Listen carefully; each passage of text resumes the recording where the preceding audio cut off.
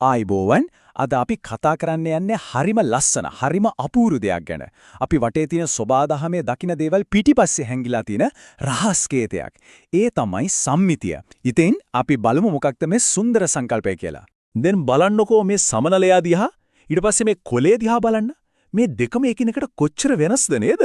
ඒත් ඇයි මේ දෙකම අපේ ඇස් වලට මෙච්චර ලස්සනට පේන්නේ? කවදා හරි හිතලා තියෙනවද ඒකට හේතුව මොකක්ද කියලා? හරි. උත්තරය තමයි මේ දේවල් වල තියෙන නියම පරිපූර්ණ සමබරතාවය. ඒ කියන්නේ එක පැත්තක් අනිත් පැත්තට හරියටම ගැලපෙනවා. කිසිම වෙනසක් නැහැ. ඉතින් මේ පුදුමාකාර සමබරතාවයට අපි විද්‍යාවේදී විශේෂ නමක් කියනවා. ඒකට තමයි කියන්නේ ද්විපාර්ශ්වික සම්මිතිය කියලා. හරි අපි බලමු මොකක්ද මේ ද්විපාර්ශ්වික සම්මිතිය කියන්නේ කියලා හරියටම. මේක හරිම සරලයි. හිතන්නකෝ යම්කිසි රූපයක් අරගෙන ඒක සරල රේඛාවක් දිගේ හරියටම මැදින් නමනවා කියලා. එහෙම නැමුවම ඒ දෙපැත්ත එකක් උඩ එකක් තිබ්බම පොඩ්ඩක්වත් එහා මෙහා වෙන්නේ නැතුව හරියටම ගැලපෙනවා නම් අන්න ඒකට තමයි අපි කියන්නේ ද්විපාර්ශ්වික සම්මිතිය කියලා. මේක ඇත්තටම හරිම ලේසියෙන් gederදීම කරලා බලන්න පුළුවන් දෙයක්. දෙකමට කොලයක් අරගෙන ඒක හරියටම දෙකට නමන්න. ඊට පස්සේ අර නැමුණු පැත්ත දිගේ කැමැටි හැඩයක් කපලා ආයෙත් දිගරින්නකෝ බලන්නකෝ ලැබෙන ලස්සන. ඒක තමයි පරිපූර්ණ සම්මිතික හැඩයක් කියන්නේ. හරි.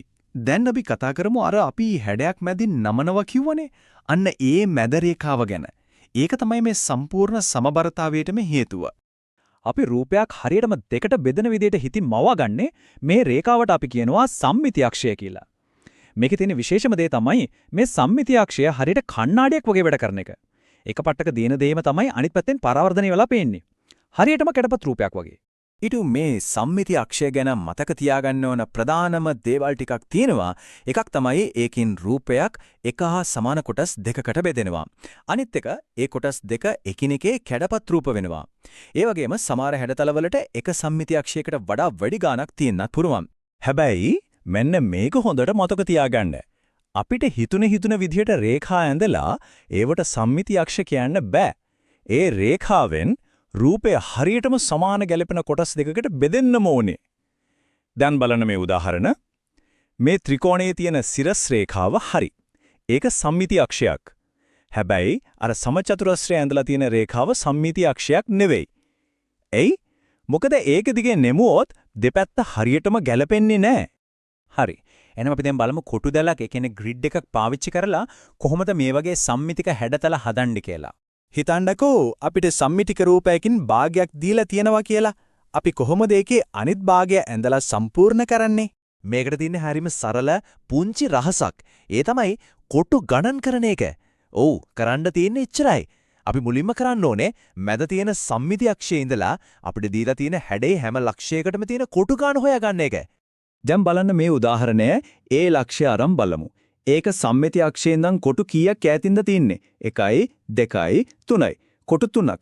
එහෙනම් ඒකට ගැලපෙන අනිත් පැත්තේ ලක්ෂය ඒ කියන්නේ A' ඒකත් අක්ෂයේ ඉඳන් හරියටම කොටු 3ක් අනිත් පැත්තට ඈතින් තියෙන්න ඕනේ. B ලක්ෂයටත් ඒ විදිහමයි. අන්න ඒ විදිහට හැඩේ තියෙන හැම ලක්ෂයකටම අපි මේ ක්‍රමේ පාවිච්චි කරාම අපිට පුරුවන් සම්පූර්ණ සම්මිතික රූපයම ලස්සනට ඇඳගන්න. බලන්නකෝ කොච්චර පිළිවෙලට නිර්වද්‍යව ඒක සම්පූර්ණ වෙනවද කියලා. එහෙනම් අපි මේ සම්පූර්ණ ක්‍රියාවලියම හරිම සරල පියවර 3කින් මතක තියාගමු. පියවර 1 හැඩේ එක ලක්ෂයක් තෝරගන්න. පියවර 2 ඒ ලක්ෂයේ ඉඳන් මැද තියෙන කණ්ණාඩි රේඛාවට ඒ කියන්නේ සම්මිති අක්ෂයට තියෙන කොටු ගණන හොයාගන්න. පියවර 3 ඒ කොටු ගානම අනිත් පැත්තට ගණන් කරලා අලුත් ලක්ෂය ලකුණු කරන්න. එච්චරයි. හරි. එහෙනම් අපි දැන් මේ සම්මිතිය ගැන ඉගෙනගත්ත දේවල් ටික එකට එකතු කරලා බලමු. හොඳයි. අපි අද ඉගෙනගත්ත ප්‍රධානම කරුණු ටික ආයෙත් මතක් කරගමු. පළවෙනි එක සම්මිතිය කියන්නේ ස්වභාව දහමේ ඉඳන් කලාව දක්වා හැමතැනම දකින්න ලැබෙන නියම සමබරතාවයක්. දෙවෙනි එක සම්මිති අක්ෂය කියන්නේ හරියට කණ්ණාඩියක් වගේ රූපයක් එක සමාන කොටස් දෙකකට බෙදෙන රේඛාවක්. තුන්වෙනියේ සහ වැදගත්ම දේ කොටු ගණන් කරන සරල ක්‍රමයෙන් අපිට ඕනෑම සම්මිතික රූපයක් හරිම ලේසියෙන් නිර්මාණය කරන්න පුළුවන්. හරි දැන් ඔන්න වැඩේ බාර දෙන්න යන්නේ. මේ තියෙන කලාකෘතිය සම්පූර්ණ කරන්න සූදානම්ද? අපි අද ඉගෙනගත්ත දේවල් ටික ඔළුවට අරගෙන උත්සාහ කරලා බලන්න මේ රූපය සම්පූර්ණ කරන්න පුළුවන්ද කියලා. ඉතින් සම්මිතිය කියන්නේ මේ වගේ අපූර්ව සංකල්පයක්. ඊළඟ පාර අවට බලනකොට මේ සමබරතාවය මේ ගැළපීම කොයි දේවල් වල තියෙනවද කියලා පොඩ්ඩක් අවධානයෙන් බලන්න.